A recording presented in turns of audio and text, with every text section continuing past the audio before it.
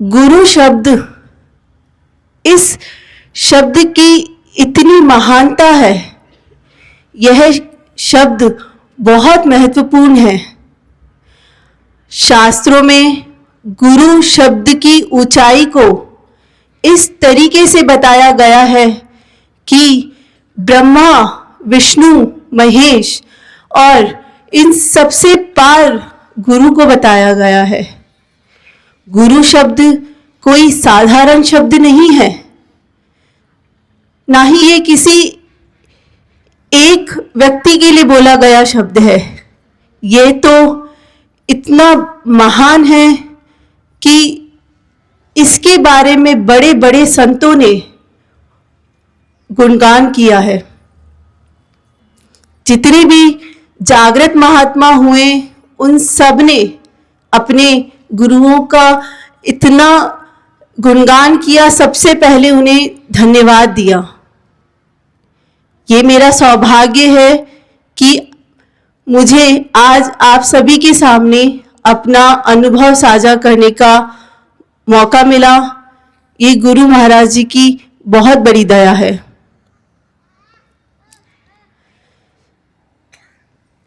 अगर हम शास्त्रों को भी देखते हैं तो उसमें जो संत है, मीराबाई, सहजो भाई, कबीरदास जी और भी बहुत से संत महात्मा हैं जिन्होंने अपने गुरु का इतना गुणगान किया कि बिना गुरु के इस यात्रा पे, परमात्मा की यात्रा पे चलना असंभव है। इस कलयुग में ऐसी भीषण अवस्था जहां पे ना हमारा मन शांत रह सकता है और चित्त ही इतना सरलता से प्रभु ने इतनी बड़ी दया करके, ना जहां चित्त शांत रहता है वहां पे इतनी सरलता से आत्मज्ञान जैसे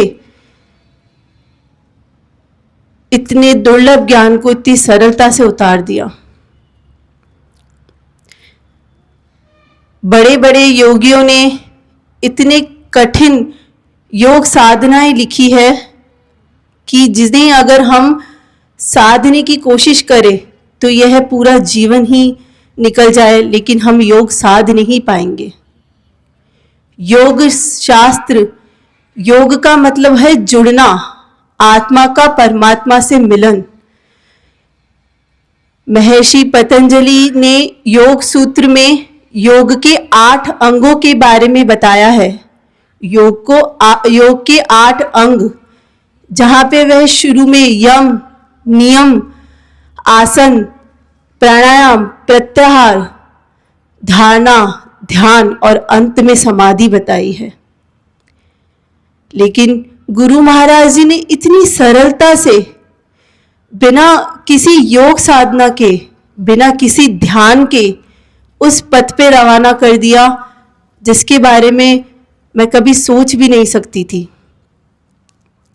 अगर हम ध्यान की बात करें, अगर हम योग की बात करें, बहुत बड़े बड़े तपस्वी हुए हैं, बहुत बड़े बड़े ऋषि मुनि हुए हैं जिन्होंने बहुत तपस्याएं की हैं, योग साधनाएं की है, और फिर भी वह उस परम राज को नहीं जान पाए। इसलिए जो संत महात्मा हुए उन्होंने अपने गुरु का गुणगान किया।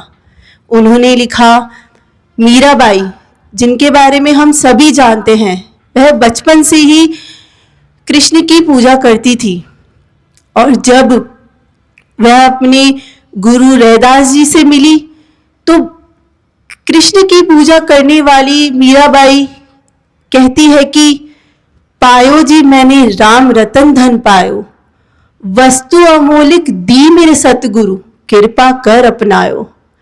तो वह कहती है कि मेरे गुरु ने मुझे दिया है, ये मेरे हाथ में नहीं था। वह तो बचपन से वही मूर्ति पूजा करती थी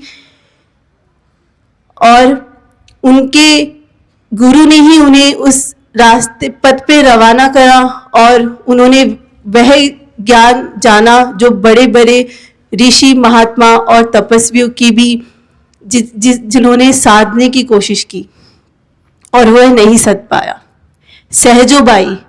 सहजोबाई कहती थी कि राम तजूं पर गुरु न बसारूं, हरि के सम गुरु के सम हरि को न निहारूं।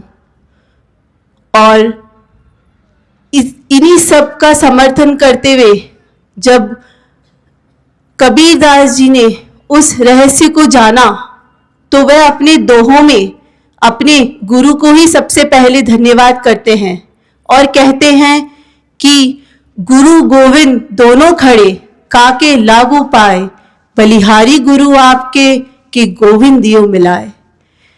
तो ऐसे बहुत से संत महात्मा हैं, ये तो हम ऐसे संत हैं जिन्हें हम जानते हैं, पर इसके अलावा भी मोहम्मद साहब कहते थे कि बिना मुर्शिद के एक तिल भी सरकना संभव नहीं है। मुर्शिद मतलब गुरु, तो बिना गुरु के ये हमसे नहीं हो पाएगा। वैसे तो गुरु बहुत, हम बड़ी साधारण रूप से गुरु नाम को संबोधित कर देते हैं। जब बच्चा पैदा होता है तब पहली बार उसके माता पिता को भी उसका गुरु ही कहा जाता है। धीरे धीरे जब जीवन की यात्रा शुरू होती है, वह धीरे धीरे विद्यालय में जब जाता है, जब वो कॉलेज में जाता है, तब उन्हें कुछ पढ़ाने वाला, कुछ सिखाने वाला उनको भी गुरु ही कह देते हैं। और अगर हमें जीवन में कोई शिक्षा मिलती है, हमें अगर जीवन की बारे में कोई कुछ सिखाता है, समझाता है, उसके लिए भी हम गुरु ही शब्द से उन्हें संबोधित करते हैं। पर गुरु इतना साधारण शब्द नहीं है। गुरु शब्द की बहुत बड़ा महत्वपूर्ण है और बहुत महत्वता है। धर्म गुरु अलग होते हैं और सद्गुरु अलग होते हैं। जो कथा सुनाते हैं, जो कथा भागवत, जो भी संत हुए, जो भी जागृत महात्मा हुए, उनकी जीवनी को पढ़ के सुनाते हैं और आपको समाज में उठने बैठने लायक बनाते हैं, नैतिकता सिखाते हैं। उनको हम धर्मगुरु कह सकते हैं। वह आपको जो भी जागृत महात्मा हुए उनके बारे में बताते हैं। पर सद्गुरु तो खुद ही धर्म की स्थापना करते हैं। गुरु महाराज जी का उपस्थित होना ही, उनके दर्शन होना ही हमारे जीवन को निहाल कर जाता है। शास्त्रों में कहा गया है कि गुरु के बिना ना तो ज्ञान मिलता है, ना ही दान लगता है। तो अगर बिना गुरु के ना ज्ञान मिल सकता है, ना दान लग सकता है, तो वह किसी कथावाचक या फिर किसी साधारण इंसान के लिए तो नहीं कहेंगे। गुरु शब्द की महत्वता इतनी बताई गई है कि उसके गुणगान अगर हम दिन रात भी करें तो कम ही है। स्वयं से ये रास्ता पूरा नहीं हो पाता। मेरे पास कोई सदी हुई वाणी तो नहीं है, मेरे पास बस गुरु महाराज जी से जो मुझे अनुभव मिला वह मैं आपके साथ में साझा कर रही हूं। जब मैं पहली बार गुरु महाराज जी से मिली तो उन्हें देखते ही इतनी आनंद की लहर मेरे अंदर उतरी और जो भी अनुभव मेरे अंदर हुआ वह बताने में नहीं आता। उनकी ऊंचाई का पता धीरे धीरे जब सत्संग में आने का अवसर मिला, गुरु महाराज जी के दर्शन हुए, तब पता लगने लगा। गुरु महाराज जी इतने साधारण तरीके से रहते हैं कि कोई भी अगर उन्हें देखे तो संदेह हो जाए कि इतने साधारण तरीके से रहते हैं और इतनी परम ऊंचाई की बताने में नहीं आ सकती। हमारी बहुत सी मान्यताएं हैं, हमारी बहुत सी धारणाएं हैं। हम बहुत आसानी से आकर्षित हो जाते हैं अगर कोई अपना कोई रूप अलग तरीके से कर ले, वो एक साधु की तरह रहने लग जाए, तो हमारा एक धारणा बनती है, एक आकर्षण बनता है।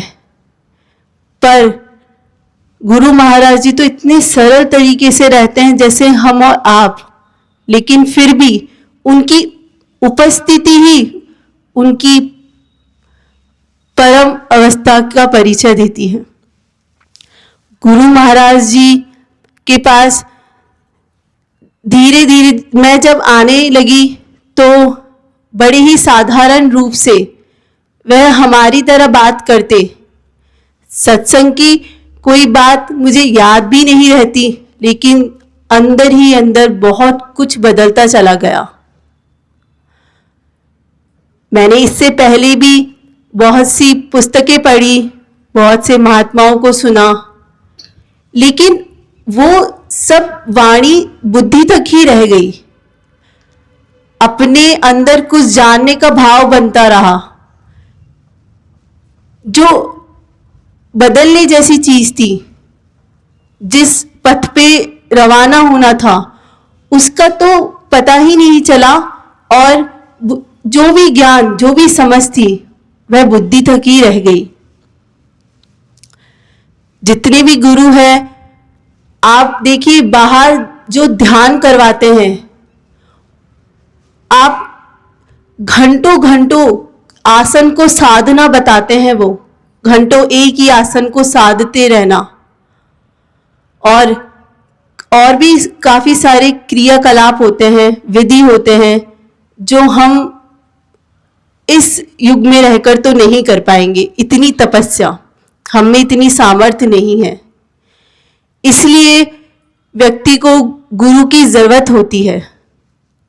पर गुरु भी ऐसे जो आपको कथाओं का ज्ञान ना दे, कथा पढ़कर ना सुनाए, जिनकी मौजूदगी से ही आपको अंदर ही पता लगने लगता है कि धीरे धीरे कैसे बदलाव आ रहा है और आप कितने आनंद में डूब जाते हैं। इससे पहले मैंने बहुत सी कथाएं सुनी, तो वह बुद्धि के स्तर पे ही रह गई।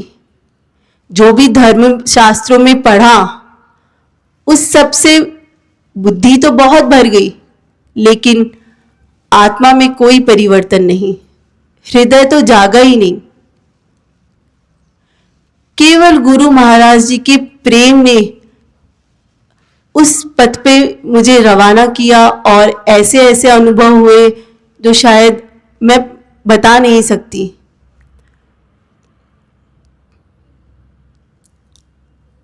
गुरु महाराज जी की बहुत दया रही। प्रेम तो हम साधारण रूप से संसार का जो प्रेम होता है, वह शरीर पर तक होता है, इच्छाओं का होता है, कामना का होता है, वासनाओं का होता है। लेकिन गुरु महाराज जी का प्रेम तो इतना ऊंचा है जो अनंत में विस्तार पाता है। शुरू में तो हमें वह प्रेम बड़ा उसी तरीके से लगता है जिस तरीके से हम किसी को भी प्रेम करते हैं, प्रेम भाव से देखते हैं। लेकिन धीरे धीरे वो प्रेम इतनी परम ऊंचाई पाता है, और गुरु महाराज जी का प्रेम हमारे अंदर की सारी वृत्तियों को नष्ट कर देता है। सब व्यर्थ का ज्ञान छूट जाता है, सारी धारणाएं गिर जाती है। हमने सुना है कि आत्मज्ञान के लिए तो घर छोड़ना पड़ता है, बहुत सी तपस्याएं करनी पड़ती है। ये जो भी हमने शास्त्र में पढ़ा है वह उनके अनुभव रहे हैं। तब की व्यवस्थाएं कुछ अलग थी, तब समाज की व्यवस्थाएं कुछ अलग थी। छोड़ने पड़े होंगे उन्हें घर, या फिर जो भी हम पढ़ते हैं उनके साथ वैसी परिस्थिति हुई होगी तो उन्हें वह सब करना पड़ा। लेकिन इस समय इस धरती पे गुरु महाराज जी का होना ये एक बहुत अद्भुत घटना है। ध्यान के लिए बहुत सी विधियां मैंने पढ़ी, लेकिन गुरु महाराज जी के सामने उपस्थित होते ही मैंने ध्यान में डूबते हुए देखा। लोग इतनी सरलता से ध्यान में डूबने लगे और इतने अलग अलग ढंग से, इतने अलग अलग रंग,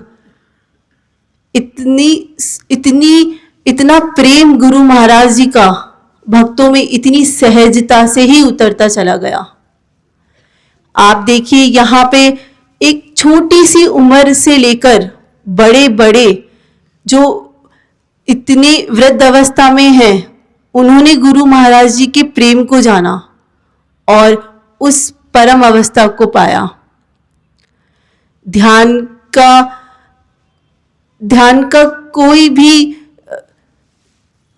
कोई भी लेना देना क्रियाकलाप से तो नहीं है। सिर्फ गुरु महाराज जी से प्रेम ही ध्यान है, वही योग है। गुरु महाराज जी की तरंगे इतनी प्रबल है कि मैंने ऐसे भी देखा है कि गुरु महाराज जी की तस्वीर देखकर ही लोगों की साधनाएं बनने लगी।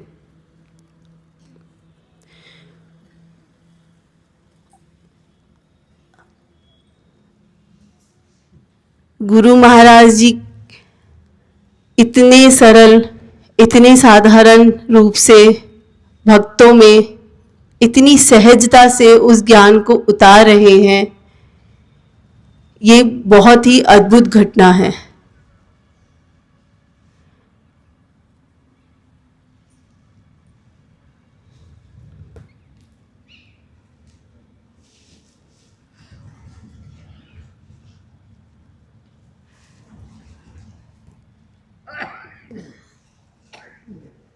मुझे अभी भगवत गीता का एक वाक्य याद आता है कि अर्जुन श्री कृष्ण से पूछते हैं कि हे माधव, आप मुझे बताइए कि ज्ञान श्रेष्ठ है या भक्ति?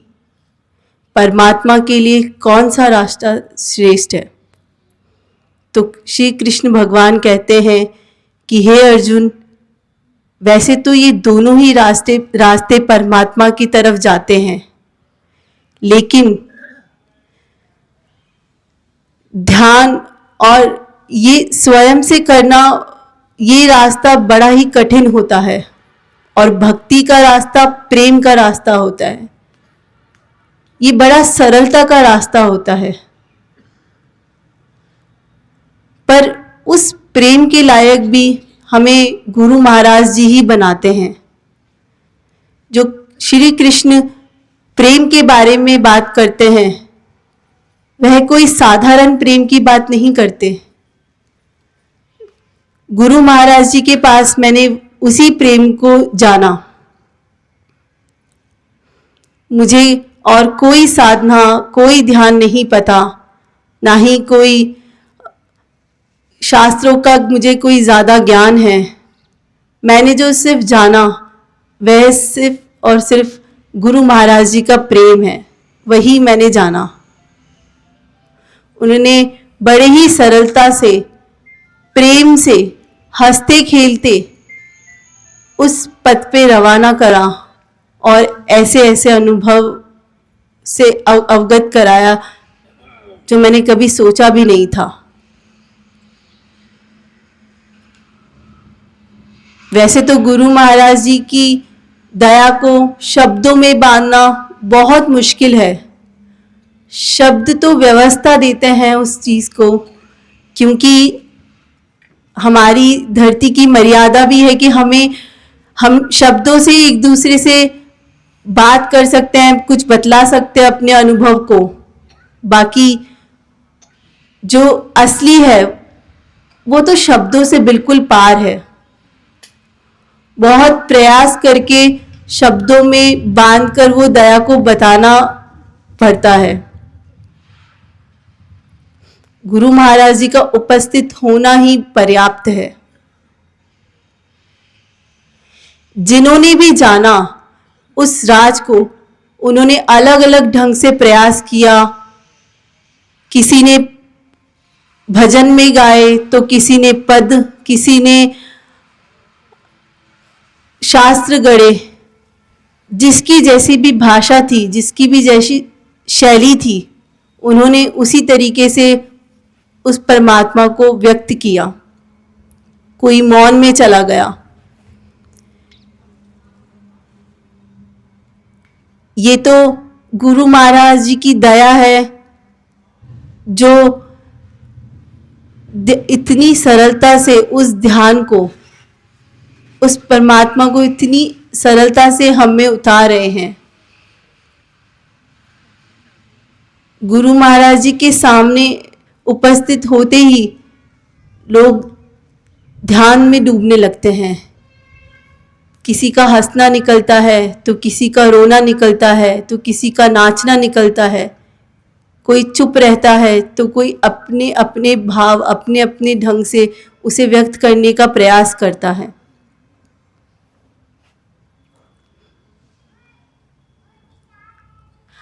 हम में इतना सामर्थ्य नहीं है, ना हम तप करना जानते हैं, ना हम में इतना प्रताप, ना हम तपस्या करना जानते हैं।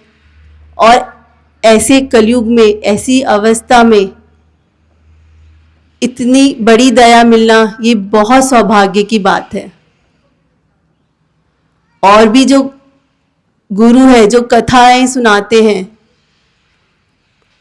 वह जो शब्द है उनके पास वो तप नहीं, वो प्रताप नहीं। गुरु महाराज जी के जो शब्द हैं वो जीवंत शब्द है। चाहे वो किसी भी तरीके की बात करें, लेकिन उनके मुख से, मुखारविंद से निकली वाणी हमारे अंदर के गहरे अंधकार में एक रोशनी का काम करती है। जन्मों जन्मों के हमारे पाप धुलने लगते हैं, साफ होने लगते हैं, और धीरे धीरे गुरु महाराज जी की दया हमें उतरने लगती है और हमें समझ में आने लगता है। जैसे ही हम थोड़ा सहज होने लगते हैं, सरल होने लगते हैं, तो गुरु महाराज जी की दया हम पे बरसने लगती है। ये उनकी ऊर्जा ही है, ये उनकी तरंगे ही है जो इतनी छोटी उम्र में भी, छोटी उम्र में बच्चों के साथ ध्यान की घटनाएं घट रही है। गुरु महाराज जी ने ना मेरा कोई काम छुड़वाया, ना मेरी कोई घर गृहस्थी छुड़वाई, और उन सब में होते हुए ही उस परम पथ पे रवाना कर दिया और ऐसे अनुभव से मुझे गुजारा। हम सबको लगता है कि हमें हमारा काम छोड़ना पड़ेगा या फिर कोई और अलग तरीके की व्यवस्थाएं बैठानी पड़ेगी, लेकिन ऐसा कुछ किया ही नहीं। शुरुआत में मुझे भी ऐसा लगता था कि गुरु महाराज जी तो कुछ कोई विधि नहीं बता रहे, कुछ मुझे किसी बंधन में नहीं बांधा, ना मुझे कभी कुछ कहा कि ये चीज़ छोड़नी पड़ेगी या इस चीज़ में कोई बदलाव लेके आना पड़ेगा, जीवन में ऐसे बदलाव करना पड़ेगा, या अलग अलग विधि में कुछ भी नहीं बताया। सिर्फ और सिर्फ साधारण रूप से सिर्फ महाराज जी के दर्शन होते रहे, सत्संग में आने से और उनकी वाणी से ही अंदर की सफाई शुरू हुई और उस तरफ मेरी यात्रा शुरू हो गई। इस यात्रा के बारे में मुझे बिल्कुल भी जानकारी नहीं थी।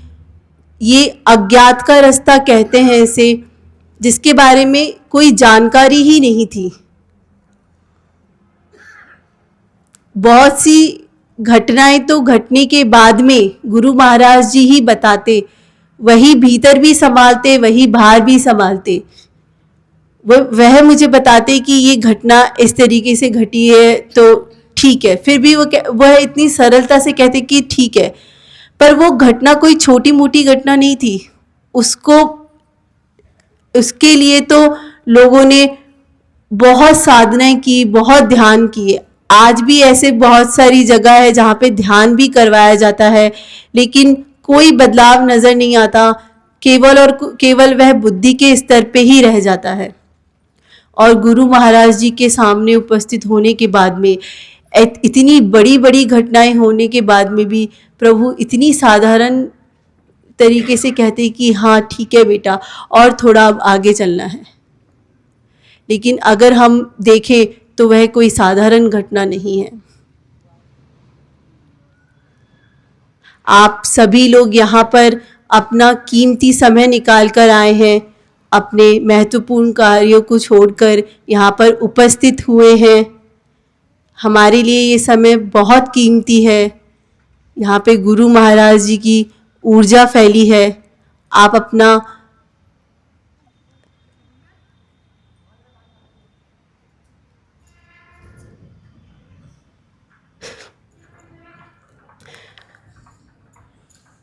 गुरु महाराज जी की दया से आप सभी के सामने मुझे अपने अनुभव साझा करने का अवसर मिला और आप सभी के दर्शन हुए। इस चीज़ के लिए मैं प्रभु को कोटि कोटि धन्यवाद करती हूँ। और आप सभी को जय अच्युत।